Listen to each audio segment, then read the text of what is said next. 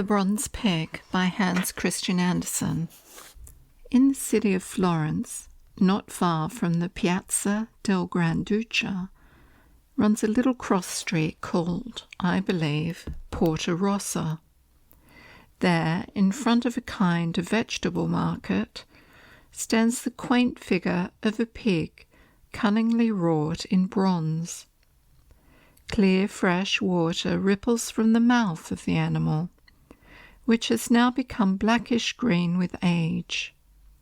Only the snout is shiny, as if it has been smoothed and polished, as indeed it has been, by the hundreds of children and beggars who take hold of it with their hands and put their mouths to the pig's mouth to drink. It's a perfect picture to see the shapely beast being hugged by some handsome half-naked boy, as he puts his young lips to its snout. Anyone who comes to Florence can easily discover the spot. He has only to ask the first beggar he sees for the bronze pig, and he'll find it at once. It was a late winter's evening. There was snow lying on the hills, but there was a moon, and moonlight in Italy gives as much light as a gloomy winter's day with us in the north. In fact, it's better, because the air is brisk and cheerful, whereas in the north the cold leaden grey overhead weighs us down to the ground, that cold damp ground that shall one day weigh down on our coffins. Once in the garden of the Grand Duke's palace, under a roof of pines, where thousands of roses bloom in winter, a little ragged boy had been sitting all day, a boy who might have stood for a picture of Italy herself, smiling and fair and yet suffering. He was hungry and thirsty. No one had given him a thing, and when it grew dark and the garden had to be shut, the attendant drove him out. For a long time he stayed dreaming on the bridge across the Arno, watching the stars twinkle in the water between him and the splendid marble bridge, Della Trinita. He made his way to the bronze pig, half knelt down and threw his arms around its neck. Then he put his young lips to the glossy snout and drank great gulps of the cool water. Nearby was some lettuce leaves on the ground and a few chestnuts. These did for his supper. There wasn't a soul in the street. He was all by himself. So he climbed onto the back of the bronze pig, leaned forward till his curly hair was resting against the pig's, and, before he knew what was happening, he was fast asleep. It was midnight. The bronze pig stirred, and the boy heard it say quite distinctly, "Now then, my lad, hold on tight. I'm going to trot." And away it trotted with the boy on its back. It was no end of a ride. First, they came to the Piazza del Granduca, where the bronze horse, with the figure of the Grand Duke astride it, neighed loudly. The various colours in the coat of arms on the old town hall shone like transparent pictures. Michelangelo's David was brandishing his sling. There was a strange life going on. The bronze group showing Perseus and the Rape of the Sabines were only too lifelike as they stood there. A cry of panic from the women echoed across the great empty square. At the Uffizi Palace, in the arcade where the noble families meet for the Lent Carnival, the bronze pig halted. "Hold tight," said the animal, "hold tight. Now we're going up the steps." The little boy never said a word, half trembling, half thrilled. They entered a long gallery that he knew well. He had been there before. The walls were covered with gorgeous paintings. Here stood statues and busts, each as perfectly lighted as if it were daytime. But finest of all was when the door to one of the rooms at the side swung open. No, the boy had not forgotten how wonderful this was. But that night everything was seen in its fairest lustre. Here was the nude statue of a beautiful woman, as lovely as only nature or the greatest master of his art could shape her. She was moving her graceful limbs. Dolphins leapt at her feet. Immortality shone from her eyes. The world calls her the Venus de Medici. All round her was a glitter of marble figures, for which the life of the spirit had passed into the stone. Nude statues of fine-looking men, one of them sharpening his sword, the grinder he was called, and another group composed of the wrestling gladiators. The sword was being sharpened, the wrestlers were grappling for the goddess of beauty. The boy was quite dazzled by all this magnificence. The walls were aglow with colour, and everything he saw was life and movement. There were 2 Venuses to be seen. These pictured the worldly Venus, full-bosomed and ardent, as Titian had clasped her to his heart. It was remarkable to see them. The 2 women were both beautiful. They stretched their lovely unveiled limbs on the soft cushions. Their bosoms heaved and their heads moved, so that their rich locks hung down over the curving shoulders, while their dark eyes spoke out the glowing thoughts within. Yet of all these pictures, not one dared to come right out of its frame. The goddess of beauty herself, the gladiators and the grinder, stayed in their places, rapt at the radiant glory of the Madonna, Jesus, and St. John.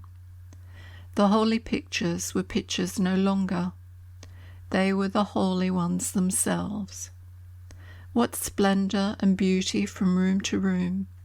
And the boy saw it all, for the bronze pig went step by step through the whole magnificent pageant.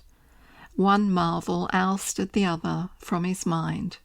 A single picture only fixed itself firmly in his thoughts, and that one chiefly because of the happy-looking children to be seen there. Once, in the daytime, the boy had nodded to them.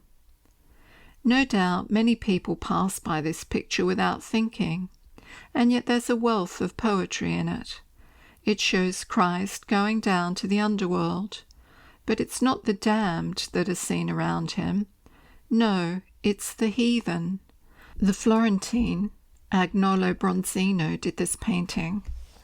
Most beautiful is the certainty in the children's faces that they are going to heaven. 2 little ones are already embracing, and one small child is stretching out his hand to another below him and pointing to himself as if to say, "I'm going to heaven." All the older folk are standing uncertain, hoping or bending humbly in prayer before the Lord Jesus. The boy looked at this picture longer than at any other. The bronze pig stood still before it. A gentle sigh was heard. Did it come from the picture or from the creature's breast? The boy waved his hand to the smiling children, and then the pig trotted off with him, away through the open entrance. "Thank you, God bless you, you lovely pig," said the little boy, patting its back as it went bumpety-bump down the steps with him. "Same to you, my boy," said the bronze pig. "I've helped you, and you've helped me, because only with an innocent child on my back can I collect enough strength to run. And look, I may even venture into the light coming from this lamp in front of the image of the Virgin. I can take you wherever you like, except inside the church. But from outside, when you are with me, I can see in through the open door. Don't get off my back. If you do that, I shall lie as dead as you see me lying by daytime in the Porta Rossa." "I won't leave you, my dear piggy," said the boy, and away they went, tearing through the streets of Florence, out to the square before the Church of the Holy Cross. The great double door flew open, and the candles on the altar shone through the church out onto the deserted square. A curious radiance came from a monument in the left aisle. Hundreds of stars that were never still formed a kind of halo round it. Above the grave was a fine coat of arms, a red ladder on a blue field, that seemed to glow like fire. It was the grave of Galileo. The monument is quite simple, but the red ladder on a blue field is a device full of meaning. It might have belonged to art itself, whose path leads on and up a glowing ladder to heaven. All the prophets of the mind are taken up into heaven as the prophet Elijah was. In the right aisle of the church, every figure on the rich tomb seemed to have come to life. Here stood Michelangelo, there Dante with the laurel wreath on his brow, Alfieri, Machiavelli. Here, side by side, repose these famous men who are the pride of Italy. It's a glorious church, far finer than Florence's marble cathedral, though not so large. There seemed to be a movement in the marble clothing of the statues. These mighty figures seemed to hold their heads still higher. As they looked through the darkness, amid music and singing, up towards the glittering colours of the altar, where surpliced choir boys swung their golden censers, and the heavy fumes of incense came pouring from the church into the open square. The little boy stretched out his hand towards all this glitter, and at that moment the bronze pig bolted from the spot. The boy had to hold on very tight. The wind whizzed past his ears. He heard the church door creak on its hinges as it closed, but all at once he seemed to lose consciousness. He felt an icy chill, and opened his eyes. It was morning. He found himself half slipping off the back of the bronze pig, which was standing where it always stood in the Porta Rossa. The boy was filled with fear at the thought of the woman he called mother, who had sent him out yesterday and told him to get money. He had none, and he was hungry and thirsty. Once more he put his arms round the neck of the bronze pig, kissed its snout, and then, with a last nod to it, wandered off into one of the narrowest streets, which was only just wide enough for a donkey and its load. A great iron-studded door was standing ajar. He went in here and climbed a stone staircase with dirty walls and a greasy rope for banisters, till he came to an open balcony hung with rags. From here a stairway led down into the courtyard, which had a well with strong wires that could be drawn up to every floor of the house. The water buckets swung there side by side, while the pulley squeaked and a bucket would sway about in the air until the water slopped over into the yard. Another dilapidated flight of steps led up again. Two sailors, Russians they were, came lurching cheerily down and nearly knocked the poor boy over. They were just coming from their nightly bout of drinking, and with them was a woman, no longer young, yet vigorous, with thick dark hair. "How much have you brought back?" she asked the boy. "Don't be angry," he pleaded. "I didn't get anything, nothing at all." And he caught hold of his mother's dress, as if to kiss it. They went into their room. I will not describe it, beyond saying that there was one of those handled jars there for holding fire. They call it a marito. She picked this up and warmed her fingers, and then jabbing the boy with her elbow, she said, "Nonsense, of course you've got some money." The child was crying. She let out at him with her foot, and he wept aloud. "Will you stop it, or I'll break your squalling head for you?" And she brandished the fire pot she had in her hand, while the boy dived to the ground with a scream of terror. Then a neighbour stepped in at the door. She, too, had her marito with her. "Felicita, whatever are you doing to the child?" "The child's mine," answered Felicita. "I can murder him if I want to, And you too, Giannina." And she swung her fire-pot. The other put up her own to parry the blow, and the two pots clashed together, so that the fragments, embers and ashes, went flying all over the room. But the boy, in a flash, was out of the door, across the yard, and clean away from the house. The poor child ran and ran, till at last he was quite out of breath. He halted at the Church of the Holy Cross, whose great doors had opened for him last night, and went in. The whole church was lighted up. He knelt down at the first tomb on the right. It was Michelangelo's, and presently he sobbed out aloud. People came and went. Mass was being said, and no one took any notice of him. Only an elderly citizen paused and looked at him, and then went away like the others. Hunger and thirst tormented the boy, till he felt quite faint and ill. He crept into a corner between the wall and the marble monument, and went to sleep. It was getting on towards evening when he was woken by someone giving him a nudge. He started up, and there was the same elderly citizen standing in front of him. "Are you ill? Where do you live? Have you been here all day?" These were some of the many questions the boy had to answer. The old man took him along to a small house in one of the side streets nearby. It was a glover's workshop. They stepped inside and found the man's wife busily sewing. A little white poodle, clipped so short that the pink skin could be seen, hopped onto the table and jumped up at the little boy. "Innocent souls make friends at once," said the woman, and patted both dog and boy. The kindly pair gave him something to eat and drink, and they said he might stay the night with them. Tomorrow old Giuseppe would speak to his mother. He was given a simple little bed, though for him, who so often had to sleep on a hard stone floor, it was a royal couch. He slept soundly and dreamt of the glorious pictures and the bronze pig.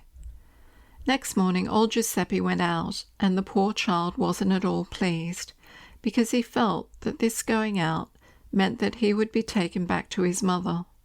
That made him cry, and he kissed the lively little dog, and the woman gave them both a friendly nod. And what was the news that old Giuseppe brought back? He had a lot to tell his wife, and she nodded and stroked the boy's cheek. "He's a very nice child," she said. "What a splendid glover he'll make, like you. And his fingers, they're so subtle and artistic. Madonna clearly meant him to be a glover." So the boy stayed there in the house, and the wife herself taught him to sew. He ate well, he slept well, he grew playful, and he began teasing Bellissima, as the little poodle was called. When he did that, the wife shook her fist and scolded him angrily, which touched the boy's heart, and he went and sat thoughtfully in his little room. This faced on to the street, and was used for drying skins. The windows had stout iron bars in front. He couldn't sleep. He had the bronze pig on his mind, and suddenly he heard outside, "Pit-pat, pit-pat." Yes, that must be the pig. He ran to the window, but here was nothing to be seen. It had already gone by. "Help the gentleman to carry his paint-box," said the glover's wife next morning to the boy, as the young painter from next door came toiling along himself with this and a large roll of canvas. The boy took the box and followed the painter.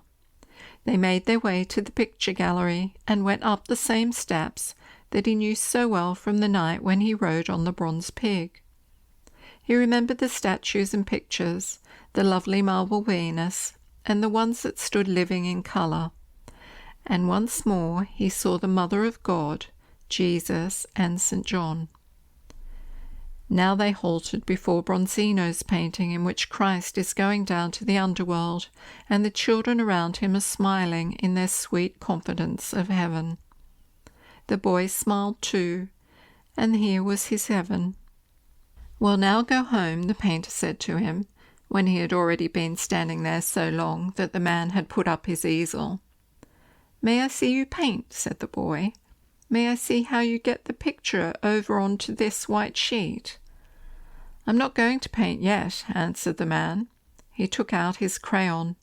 There was a quick movement of his hand, while he measured the great picture with his eye. Then, although it was only a thin line that you saw, yet there stood the figure of Christ poised as in the painted picture. "But now be off, will you?" said the painter, and the boy wandered silently home, seated himself up on the table, and learnt to sew gloves. Yet all day long his thoughts were in the picture gallery, and this caused him to prick his fingers and do his work clumsily. But there was no more teasing of Bellissima. When evening came and the street door happened to be open, he slipped outside. It was cold, but starlight and beautifully clear.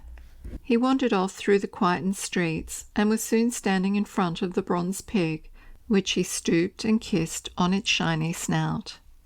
Then, sitting on its back, "You dear piggy," he said, "how I have longed for you. We must go for a ride tonight." The bronze pig never stirred, and the spring water went on gushing from its mouth. As the boy sat there astride the pig, he felt a tug at his clothes. He looked down, and there was Bellissima, little naked close-cropped Bellissima. The dog had slipped out of the house and gone along with him, without his noticing. Bellissima started barking, as if to say, "Don't you see I've come? What are you sitting there for?"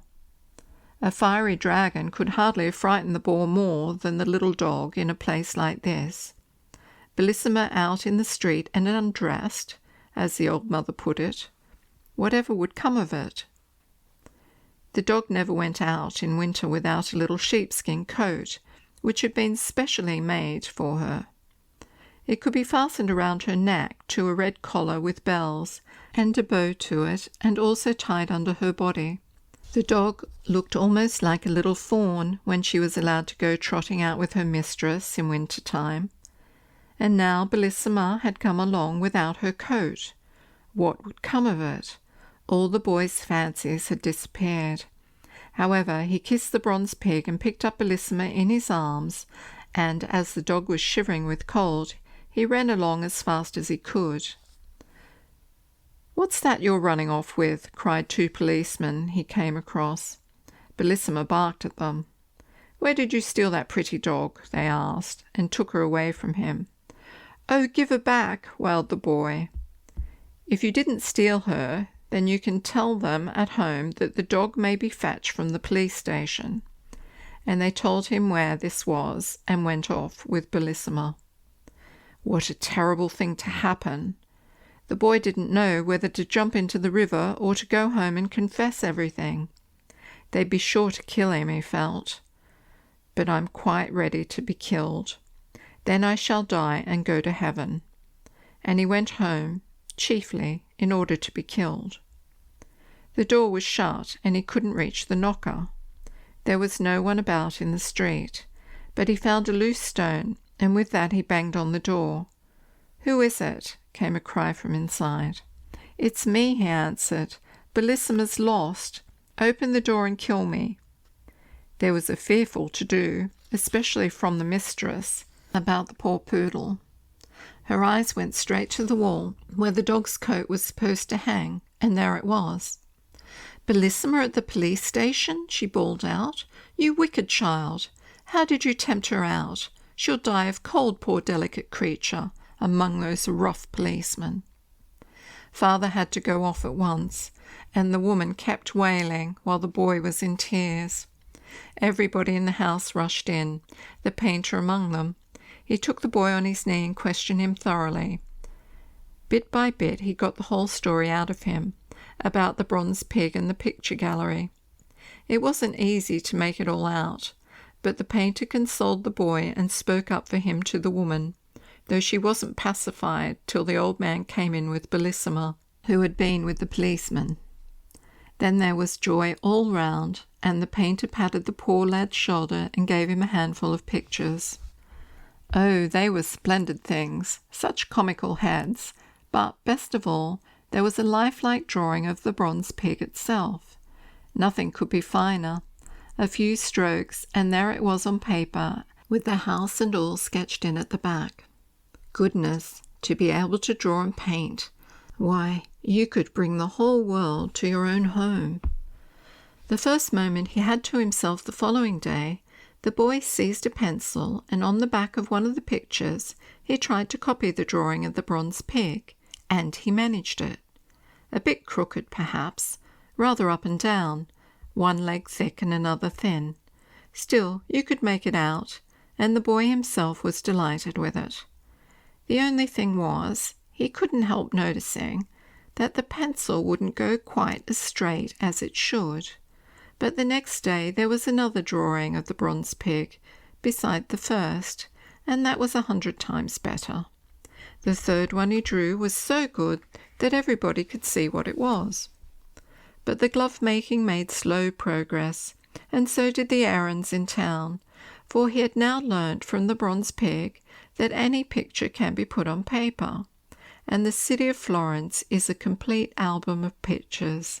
All you have to do is to turn over the pages. In the Piazza della Trinita there is a splendid column, and at the top of it stands the goddess of justice, blindfold and holding her scales. She was soon put on paper, and it was the glover's small boy who had put her there. The collection of pictures got bigger and bigger, but so far there was no living thing in any of them. Then one day Bellissima came frisking around him. "Stand still," he cried out to her. "Then you'll make a lovely picture and be put in with my other ones." But Bellissima wouldn't stand still, so she had to be tied up. She was tied up by her head and tail, but she barked and wriggled, and the string had to be tightened. Then the mistress came in. "You wicked boy, my poor little dog," was all she could splutter. And she pushed the boy away, yes, kicked him with her foot, and turned him out of the house. The wicked child, the ungrateful wretch! And tearfully she kissed her little half-strangled Bellissima. Just at that moment the young painter came up the stairs, and this is where the story takes a turn. In the year 1834 there was an exhibition at the Academy of Art in Florence. 2 paintings that were hung side by side attracted a great many spectators. The smaller painting showed a merry little boy who sat drawing. His model was a small white, curiously cropped poodle. But the creature wouldn't stand still, and was therefore tied up, head and tail, with string. It was all so true to life that it was bound to appeal to everybody. The painter was said to be a young Florentine, who had been found in the street as a child and brought up by an old glover. He had taught himself to draw, and his talent had been discovered by a now famous painter just as the boy was on the point of being turned out of the house because he had tied up his mistress's darling, the little poodle, and used it for a model. The glover's boy had become a splendid painter, as was shown by this picture, and even more by the larger one that hung beside it. In this there was only one figure, a handsome ragged boy asleep in the street, leaning up against the bronze pig in the Porta Rossa. Every one who saw the painting knew the spot. The child's arm was resting on the pig's head. As the boy slept, the lamp before the image of the Madonna threw a warm, telling light on the lovely pale features of the child. It was a wonderful painting. It had a large gilt frame, at the corner of which hung a laurel wreath, but twined among the green leaves was a black ribbon, with a long piece of crape drooping down from it. The young artist had just died.